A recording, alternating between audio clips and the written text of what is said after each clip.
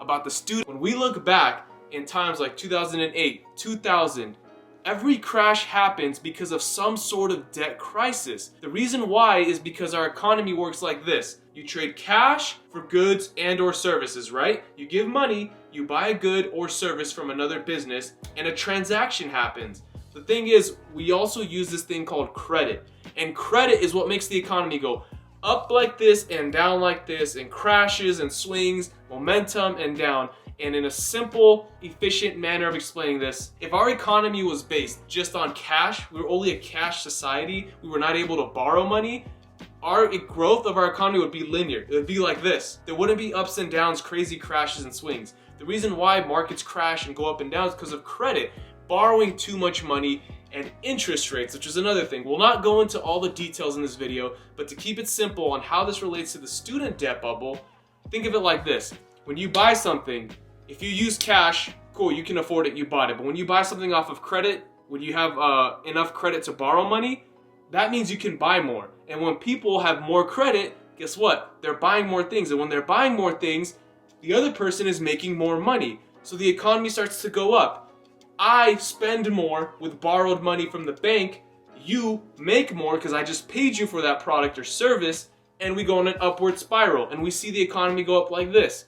This is what we call a bull market.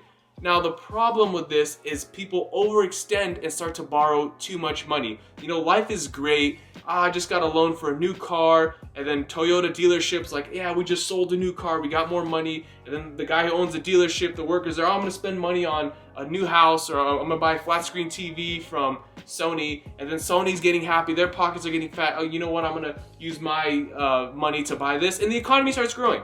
Now, why do economies crash? Because people always say the markets go up and they go down. You know, the market's supposed to crash every 10 years or so, right? 8 to 10 years, it's supposed to crash historically. But why does it crash? You need to understand why. So in this example with credit and how it affects our economy, when people borrow so much money to buy things they can't afford, in the short term, our economy goes up. Everything's looking great. But in the long term, what happens when the payments start getting bigger and bigger with more interest and you can't afford to pay it off? Well, most of your money gets allocated to debt repayment and less to buying new things. And when you buy less things, the business owner sells less and makes less money. Less sales, less transactions, a slower and steady decline in the economy. Now, depending on how big a bubble is, can also depend on how steep a crash is. You can't predict the magnitude of these things, but you can predict the general area of where things are going. If you pay attention to debt bubbles and see, all right, there's way too much debt happening here, there's no way this is all getting paid off, well, what's gonna happen then?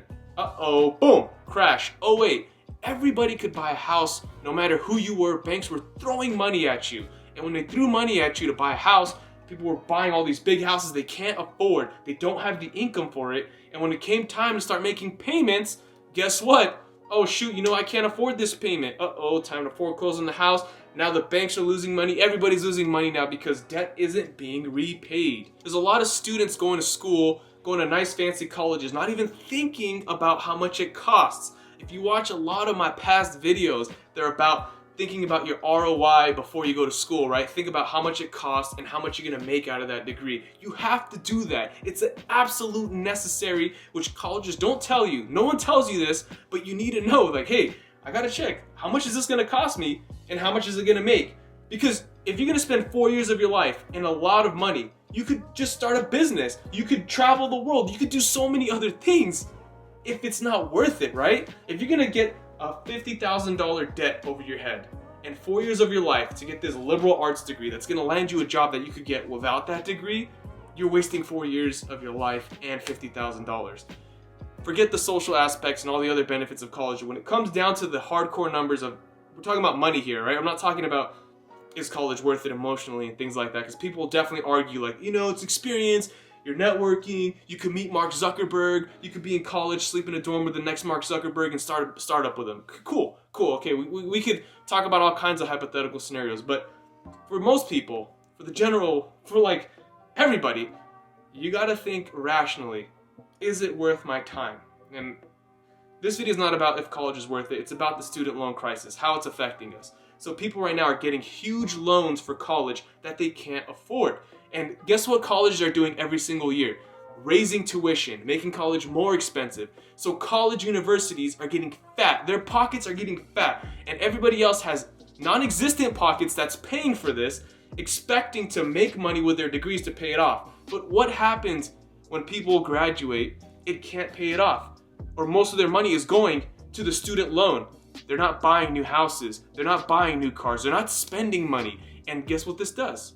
It brings the economy down because now businesses are making less money, less transactions are happening, and people are losing money now. And now we see things going down. See, colleges are fattening their pockets because they're just increasing tuition every year and no one's saying anything to them. Students, well, first of all, you're probably too young to think, okay, how much does it actually cost? You're just thinking, oh, next step in my life is to go to college or else I'm a loser, right? Or else I'm not successful. And same thing with the parents' mentality. Whatever it costs, just go to school, get that degree so you can be successful in life. But if you don't calculate the actual numbers behind it, you're going in blind. And colleges know this, they're capitalizing because no one's gonna question how much a university costs. No one's gonna question education. Are you serious? You have to go to college. You have to get a degree. If you don't get a degree, you're a loser in life. That's the overall sentiment in society now. And when people start to realize that, hey, you know what? I actually don't need to go to college and I can make more money than a college graduate.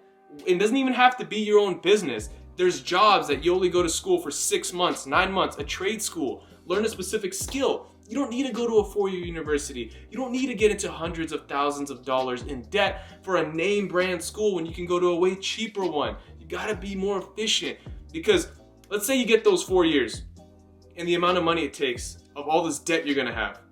Why not spend those 4 years starting your own business in the area that you wanna go? You wanna be an engineer? You start a business around engineering in those 4 years with all the money you would've spent getting your degree. And if it fails at the end of the 4 years, I bet an employer will look at you who started a business and failed versus someone who got a 4-year degree, hire you as the manager of this guy because you have experience managing a business. You know why it failed. You learned a lot. You have practical skills in the field versus this guy who just got a 4-year degree in the actual books and context. Like, okay, let me learn the laws of physics, work equals force times distance. Okay, I have all these formulas in my brain. I can answer all the questions on a test and get an A. Good, you can follow orders, great. Come work for the project manager that's gonna be making 6 figures while this engineer starts off at like 60, 70,000 a year. And that's how it would work. I mean, if I was the owner of a business and I looked at the two, I would do that. Now, clearly, this is a 4-year business experience person that failed and I'll have to understand why. You know, it can't just be like, oh, you know, I tried to start a business, but I'm dumb and I just failed for no reason. Okay, that guy's not getting hired. But someone that took those 4 years and put the same amount of effort that they would have put into studying and getting a 4.0 GPA in university, but into their own business and still failed, at least if they understand why they failed and can rationalize it and explain it, they can still get a good paying job because you probably learned more engineering being in the field during those 4 years than you did studying textbooks and concepts. Now, maybe not engineering.